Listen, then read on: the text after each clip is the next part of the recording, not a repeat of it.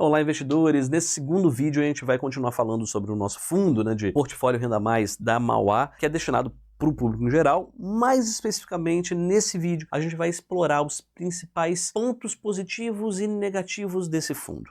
Bora lá? Começando pela liquidez. O fato é o seguinte, o fundo ele tem um prazo de 5 anos e ele pode ser postergado por mais 2. Isso significa que, a princípio, você vai ter o seu dinheiro travado por todo esse prazo. Um ponto interessante é que a gestora ela vai colocar uma ordem de recompra nas cotas aí no mercado secundário em um volume relevante. Então, segundo a gestora, vai ter um deságio aí de 2%. O que acontece aqui? A Jaive Mauá, ela tem interesse em ter esses ativos nos fundos de crédito e por isso essa recompra no mercado secundário. Ela vai funcionar da seguinte maneira: a ordem de recompra vai ficar nos 2% de deságio para os clientes acima do valor pago pela entrada corrigida por IPCA mais 8,75%. Ou seja, o deságio é de 2%, desconsiderando os 3% pagos logo na entrada. Então, não é que você entre a 100, vira 103, e vende a 101. Ou seja, o valor considera os 100 de entrada e vai vender a 98. Esse capacity encerrando, aí entra na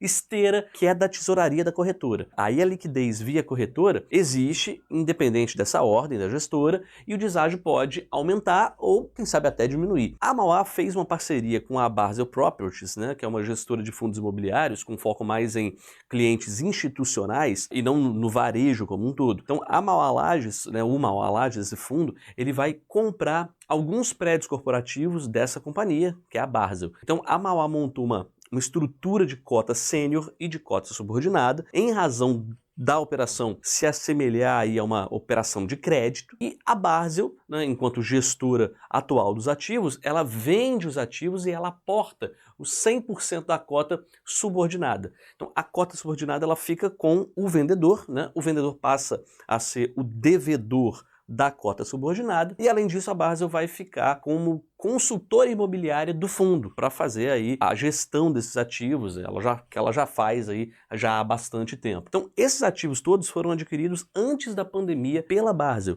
e aí a pandemia obviamente dilatou esse retorno, o retorno desses investidores. A operação ela permite então devolver uma parte do capital que está entrando e ainda ter a possibilidade de fazer essa subordinada render muito e recuperar esse retorno que ficou dilatado aí pela pandemia. É importante ressaltar que a Basel ela quer maximizar o retorno da conta subordinada e tem a prerrogativa de uma eventual venda antes do prazo de encerramento do fundo. Então, sei lá, pode declinar de uma proposta porque ela acha que o ativo vale mais, por exemplo. Então, ele tem essa prerrogativa, de querer maximizar a cota subordinada dele.